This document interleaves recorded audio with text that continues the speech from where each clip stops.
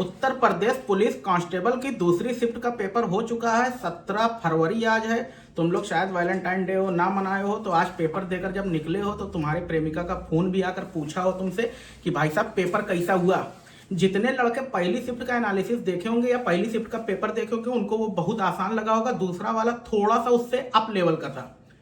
अब जितने मास्टर आकर कहेंगे कि भाई साहब पूरा पेपर मेरे में से आया है, मैं गारंटी दावे के साथ कह सकता हूं रीजनिंग का जितना स्टेटमेंट बेस्ड क्वेश्चन है या पूरे पेपर में जितना स्टेटमेंट बेस्ड क्वेश्चन है वो कहीं से नहीं आया है। वो खुद का बनाया हुआ क्वेश्चन है और इतना लेंदी क्वेश्चन है कि जिस लड़के ने भी ईगो पे लेकर वो क्वेश्चन सॉल्व करने बैठा होगा 110% उसको समय कम पड़ गया होगा। मतलब उसको कुछ देर बाद सोचना पड़ रहा होगा कि भाई साहब अगर ये वाला एक क्वेश्चन छोड़ दिया होता तो आज मैं भी वर्दी में रील बनाता। खैर, एक क्यूट सा क्वेश्चन आया जिसमें एक क्वेश्चन है, एक लाइन लिखी है, उसके बाद 7 स्टेटमेंट लिखे हैं 4-4 लाइन के, तो 28 लाइन हो गई। उसके बाद फिर 3-4 स्टेटमेंट लिखे हुए हैं। फिर उसके बाद तुमसे पूछ रहा है अब ये बताओ, अब ये बताओ, अब ये बताओ। तो तुम कुछ देर बाद सोचोगे मैं पहली वाली लाइन में क्या पढ़ा था। तुम्हें खुद नहीं यकीन हो पाएगा कि अच्छा ये था क्वेश्चन, तुम कुछ और ही लगा दिए होगे। रीजनिंग में कुछ जो वर्बल वाली रीजनिंग थी या जो ऐसे चित्र उत्र वाली थी वो बहुत आसान थी, उसको देख के ही तुम लगा दिए होगे। बहुत बहुत खुशी हुई होगी, तुमको लगा होगा कि डायरेक्ट आइंस्टीन की आत्मा तुम्हारे अंदर आ गई हो, टैलेंट तुम्हारे एकदम कूट कूट के भरा हुआ लग रहा होगा। लेकिन जैसे ही तुम हिंदी पे आए होगे तुम्हें और ज्यादा खुशी हुई होगी।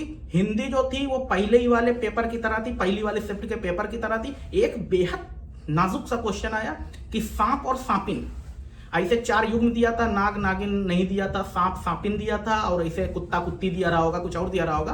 तो सांप का सांपिन नहीं होता, इतना तो तुम लोग समझदार हो गए।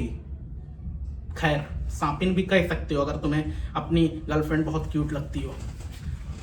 मैथ का जो लेवल था, मैथ में 1-2 क्वेश्चन देखो पिछलियों शिफ्ट में आया, इस शिफ्ट में भी आया है, आगे भी आएगा कि एक तो घनाभ ले रहे हैं, उसमें एक तो लाल रंग दे रहे हैं, एक तो हरा रंग दे रहे हैं, एक तो पीला रंग दे रहे हैं, तो ऐसे काट दे रहे हैं या पूछ ले रहे हैं कौन वाला खाली लाल हरा रहेगा, कौन खाली लाल रहेगा। ये सब टाइप का क्वेश्चन देख के चले जाना, आएगा जरूर कल भी। बाकी मैथ में यार वही फार्मूला बेस्ड, वही वृत्त का क्षेत्रफल πr², वही वृत्त की परिधि 2πr, वही वर्ग का क्षेत्रफल a², यही सब कुल आ रहा है। बहुत आसान है, प्रॉफिट लॉस तुम लोग कर लोगे अगर तुम्हारा बेसिक ठीक ठाक होगा। अब ये नहीं है कि तुम बहुत बड़े गणितज्ञ हो, डबल इंटीग्रेशन निकाल दे रहे हो तो तुम क्वेश्चन सॉल्व कर पाओगे, ऐसा पेपर नहीं है। जीएस की बात करते हैं। जीएस यार, जीएस ना मतलब जैसे जीएस को लेकर जो हुआ मास्टर बनाए हुए थे कि बहुत ज्यादा तुमको पढ़ना पड़ेगा, बहुत ज्यादा ये करना पड़ेगा, वो करना पड़ेगा। जिसने बहुत ज्यादा किया होगा उसको आज एहसास हुआ होगा कि बहुत ज्यादा नहीं करना था। जिसने भी काम भर का किया है वो भी उसी लेवल पे है, जिसने बहुत ज्यादा किया है वो उससे थोड़ा सा कम लेवल पे है। जीएस में 7-8 टॉपिक है, एकदम कायदे से करके चले जाना। मैं टॉपिक नोट करके लाया हूँ। ऐसे मेरे पास देखो व्हाइट बोर्ड है नहीं कि मैं कहूँ कि व्हाइट बोर्ड देख के ही पेपर बनाया गया है। संविधान दिवस पे क्वेश्चन आया था, तुम लोग दिवस हुआ 2-3 हलक सूख रही है, साला एसी नहीं है, पंखा बंद करके चल रहा, जैकेटियो पहन लिया साला लुक के चक्कर में। संविधान दिवस तो दिवस पे क्वेश्चन देख लेना। जनगणना की जिम्मेदारी किसकी होती, जनगणना से रिलेटेड क्वेश्चन आएगा, जरूर देख लेना। मुख्यालय 3-4 तो देख लेना कि कौन कहाँ मुख्यालय, अगर मन कहेगा तो बहुत जरूरी नहीं है ये सब। जीएसटी क्वेश्चन जरूर आएगा, पढ़ के जाना। राजधानी देख लेना, ई देश की राजधानी कहाँ, उस देश की राजधानी क्या, अपने देश की राजधानी दिल्ली है, ये याद किए रहना। डिमोनेटाइजेशन पे क्वेश्चन दोनों शिफ्ट में आया, हो सकता है आगे वाले शिफ्ट में भी आ जाए। तो इतना तुम ठीक ठाक पढ़ लियो, बहुत ज्यादा पढ़ने उड़ने की अब जरूरत है नहीं। लेकिन जो मोटा मोटा ये है ना कि भाई साहब ये वाला जो पेपर देकर भाई निकल रहे हैं उनके दिमाग में ये चीज चल रही है कि भाई साहब अगर मैंने कुछ क्वेश्चन पे टाइम ना वेस्ट किया होता तो मेरा पेपर पहले से ज्यादा अच्छा होता। इस टाइम पूरा का पूरा खेल कामनिस का है।